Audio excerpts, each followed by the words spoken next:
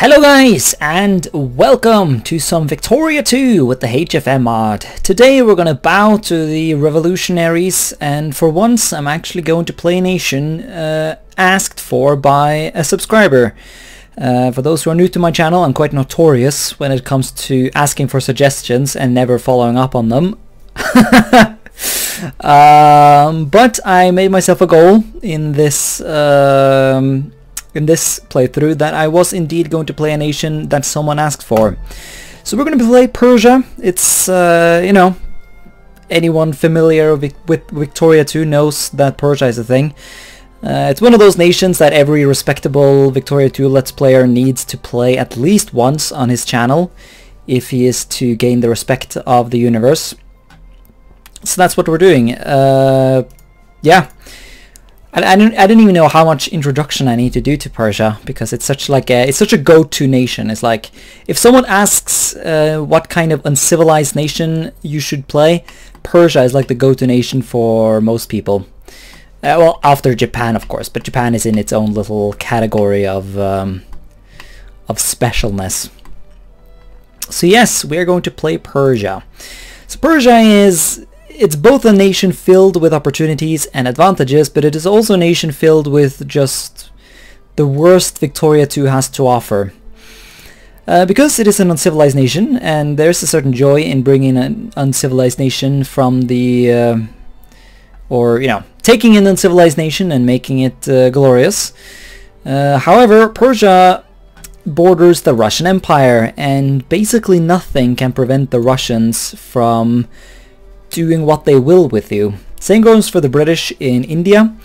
And, well, I was about to say the Ottomans, but that wouldn't be entirely correct. The Ottomans cannot really hurt you in the long run when it comes to a standard Persia campaign.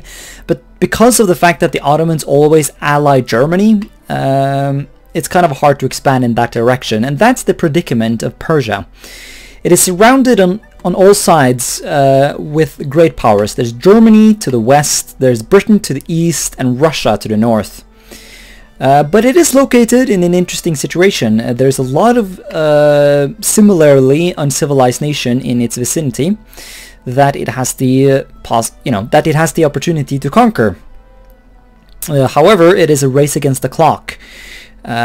Because, once again, these nations have a tendency to be gobbled up by the neighboring great powers. In particular, the British and the Russians. The Central Asian powers go to Russia. The British take the Sikh Empire, Afghanistan, Kalat, and Makran, and Chitral, and whatever. And generally, no one actually bothers annexing Persia. Maybe the Russian AI will have some sort of identity crisis and do that at some point, but it's very rare. Persia is also not sphered by the British, but they generally will be eventually, because the British start out friendly. So, you know, the threat of actually being invaded as Persia is very low, basically zero.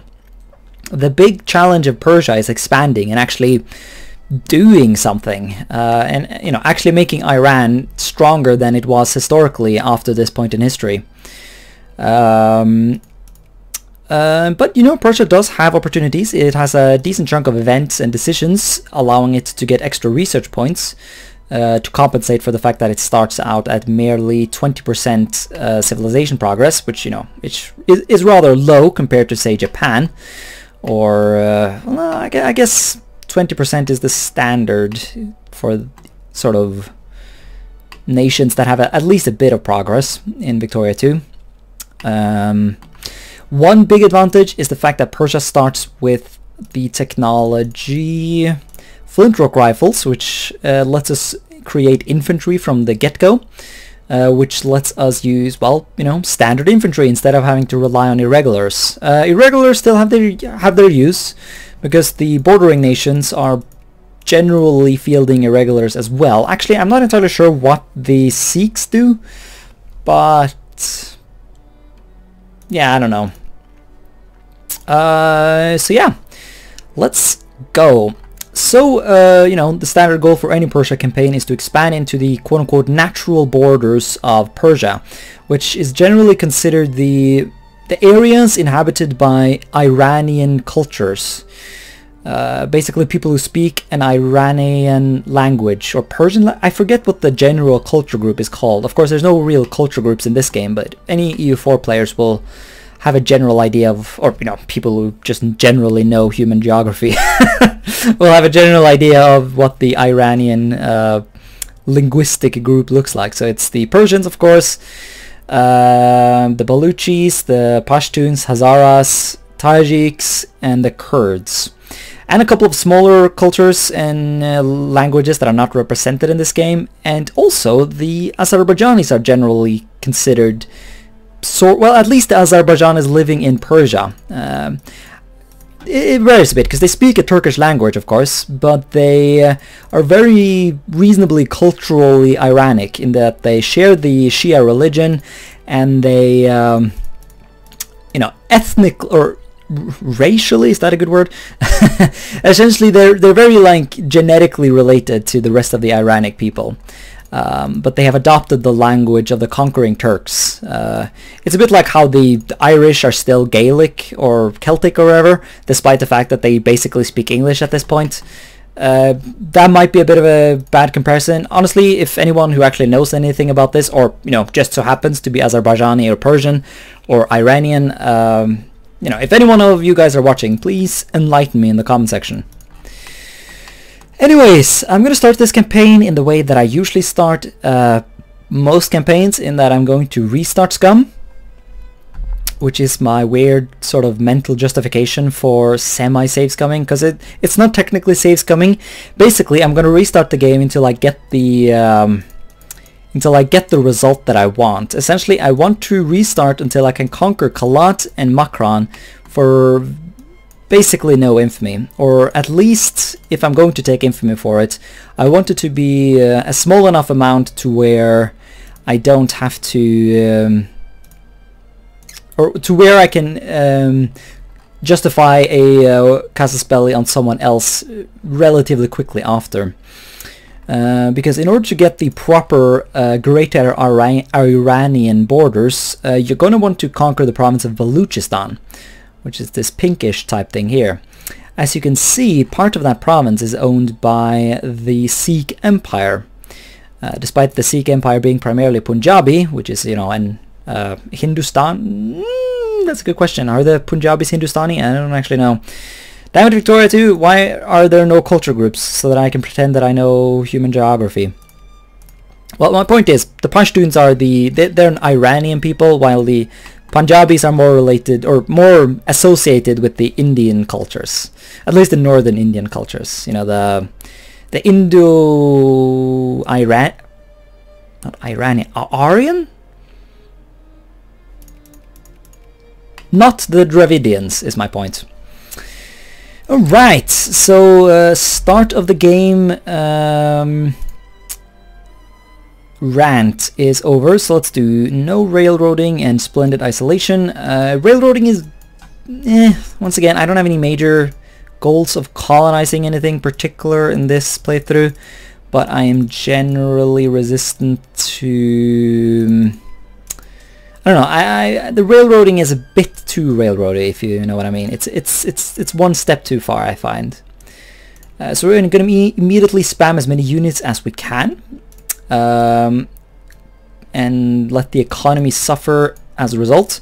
The reason for that is that Victoria 2 has this thing that most nations, or basically all nations, start out with a lot more soldier population than is their quote-unquote natural soldier population. The soldier population that might exist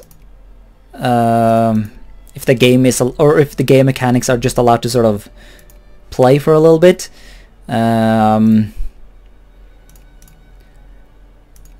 Because the amount of soldiers are determined by multiple factors, like the amount of money you pay them and so on and so forth, and generally nations start out with more soldier pops than your nation is generally able to support. So I find it useful often to try and spam as many, or to actually recruit soldiers from those soldier pops in the beginning, and when those pops stop being a a thing that you can rely on, then that's when you can sort of move on. Or, you know, you can just send those troops to die in battle instead of them just demoting themselves in the provinces they live in. Alright, so there goes all my money. Yeah, maybe we should chill a bit with this whole... Yeah, let's not go... Well, that's a good point. Can we go into debt even? I'm not actually entirely sure if we can. Where is my mind? Technology, that's not that button. There it is, reforms. We do not... Single currency, I don't think it's that one. Financial reform, I think it's... Yeah, no, we do not have any financial reforms. So we cannot take any loans. Which means I guess we can just go for it, because we're not going to go into... What, Afghanistan? You're going to invade people? Why would you do that? That's just not kind of you to do. Well, I kind of want Afghanistan as an ally, so...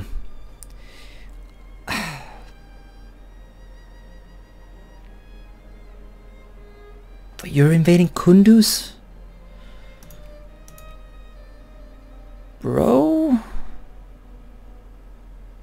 Where's this war? Yeah, no, because you're invading Khiva as well. We'll join it, but I'm not sure if this is a good thing. Once again, I am very comfortable with just spamming the restart button until I get a scenario that I like.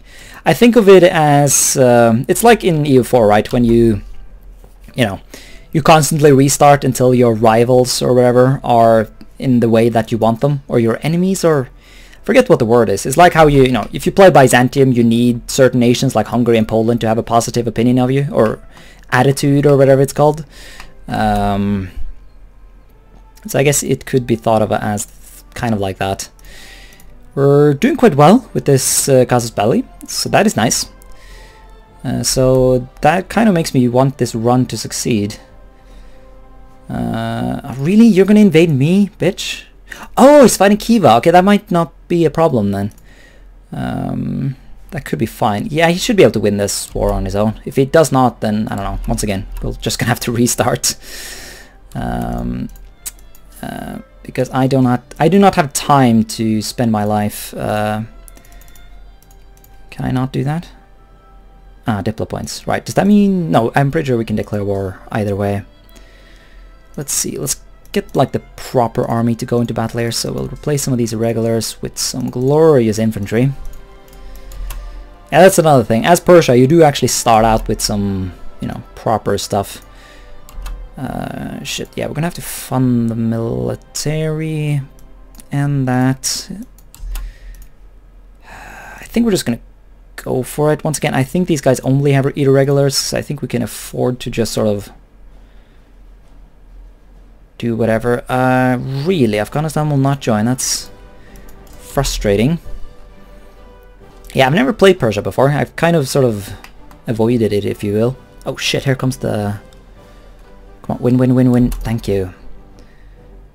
Alright, so they're going to invade into there, and that's a bit annoying. Because now these units are ever so slightly exposed. Come on, Macron, give me access. No? Right, well, anyways, we're going to justify war against Macron. And then we're going to... Yeah, this is the last province, so if we can just occupy that, that should end the war. I'm getting a bit annoyed at this whole thing, though. Like, I wish... Am I the war leader, by the way? I'm not. So really, this is just bullshit. Afghanistan, what are you doing? Oh, no, that's not Afghanistan. Well, it's still annoying. Are these units being built anyways? No? Yeah, I guess No, I haven't completely defunded it, though. Ah, who knows? What? CB acquisition speed? Come on, game. Come on, be reasonable. Be kind. Be not a scumbag. Alright, so we took 8.1 infamy for the conquest against Macron. That's tolerable. I guess I can be okay with that, even if it is not good. Anyways, we just annexed Kalat. Slavery, no, do not extend. It's not a colonial province, so that's not really worth it. Wait, fuck you. This was such a good start, and now Afghanistan is just losing the war? What are you on about, Afghanistan? This is ridiculous. Alright, so we finished the siege of Macron, and the invasion in general, I guess. Also, yeah, Afghanistan finished their war. They won, so that's nice. Now they will hopefully go conquer the province of Balkh, and if they could take Chitral, that would be great as well. But yeah, Macron, your days are numbered. Macron is gone, and we have a decision. Claim Herat. Before the fall of the Persian Safavid dynasty, Herat was a part of the larger Khorasan area of the Greater Persian Empire. In 1747, the Afghan Durrani Empire broke from Persia during Loya Jirga. The time has come to reclaim Herat from the Afghans. Gain core in Herat, gain 5 prestige, get a free reform. Fuck yeah. Yeah, I like this. Let's do this. The United Kingdom gets the siege of Herat. What is Herat anyways? Herat. That's Herat. So, is that the whole province or... No, that's Kandar. Okay, well... Fuck it. We're early enough in the campaign to where we can take some risks. Let's go. The British intervention! Ah! Lose 5 prestige?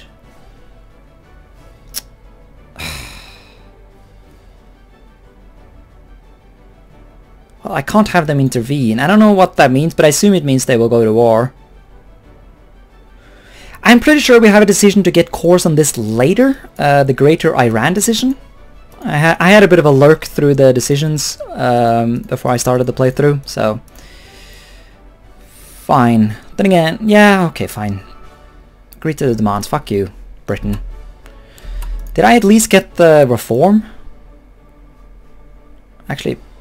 have forgotten what reform it was talking about, but yeah, we got another 5% of civilization. So, yeah, 5 prestige for civilization, that's worth it. I'm pretty sure we get negative prestige because we're unciv anyway, or do we not? Well, we got this thing. We can revoke Kurdish autonomy. Are you... No, you're not revolting. Can we just do that immediately? Civilization progress, 50%. I mean... It's not. We're in no way, shape or form at 50%. So I don't know what the game is up to. Or think we're up to. Game? Are you even paying attention?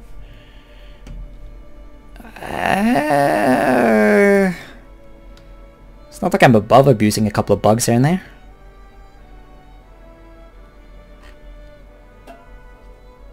LOL? Are we? I don't think we're supposed to do that. Shit. Is that... that might... Fuck, I hope I didn't break anything there. I might have broken something. Because I know the Persians get an event to annex these things whenever the Ottomans have their little Kurd revolt.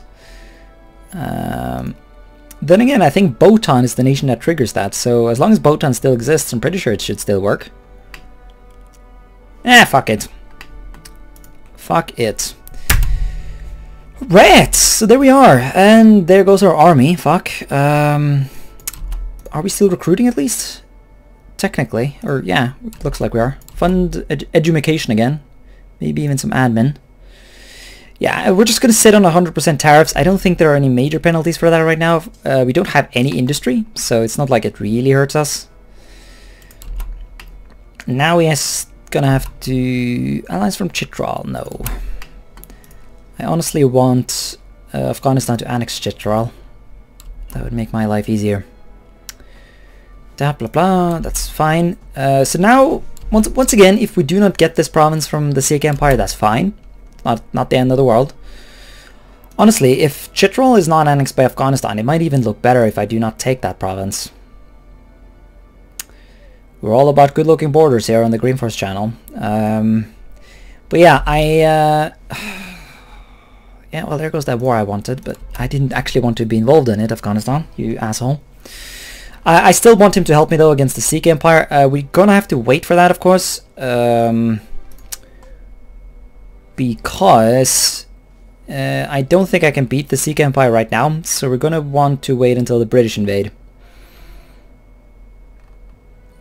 Then again, that could be a bit risky because we might not be able to fabricate in time and get the war score we need. I don't know. Once again, I've never played Persia before, so it's not super easy to say.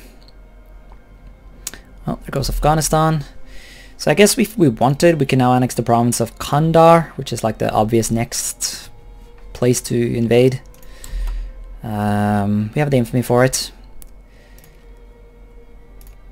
Then again, if I want to annex this province, I would need the rest of Baluchistan, or Afghan Baluchistan. Do you have a...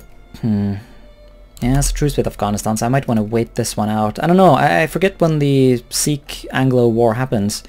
In the recent multiplayer British campaign, it took quite a while before that triggered, so I'm not entirely sure how that works. So it's 1840, we have a decision to travel to Europe, but I checked the file that said the files determining the decisions of Persia, and it said that in order to get this event you need to not have a country flag called Travel to Europe or something along those lines. So the thing is, does that imply that we can only travel to Europe once, or can we do it multiple times? Because I've read like a little, although I realize now how extremely outdated it is, a little guide on how to get good at playing Persia.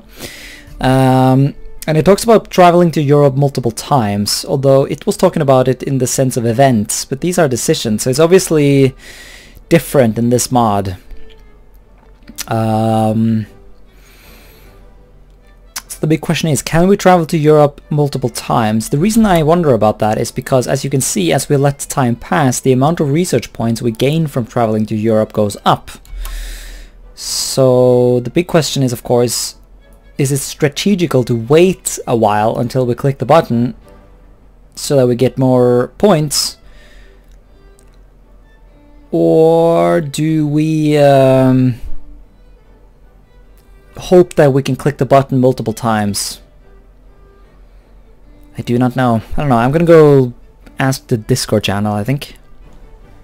Yeah, so I officially have no clue at this point. I don't know if travel to Europe is the thing you can do repeatedly. I'm going to make a guess and say that you cannot do it repeatedly, and so I say we wait, because as you can see, as time passes, the amount of research points you get goes up, and so it strikes me as a logical thing to wait until we can get a large amount of research points. But once again, if you can in fact take this thing repeatedly, then, you know, oh well, I guess I fucked up. Yay, we have microscopes. Okay. Yeah, so it's 1842, not much is happening, to be honest. You know what, I think we might just end the episode here, and then in the next one we'll see what exactly we will choose to do with the Sikh Empire. Once again, I'm not entirely, like, I want to wait until the British invade, but I do not know when that will happen. I guess I can try and lurk through the files a bit and see if I can find the exact file, so that I can fabricate a claim in a proper, so that I can fabricate a claim when it suits us best. So yeah, thanks so much for watching this episode, and until next time, bye.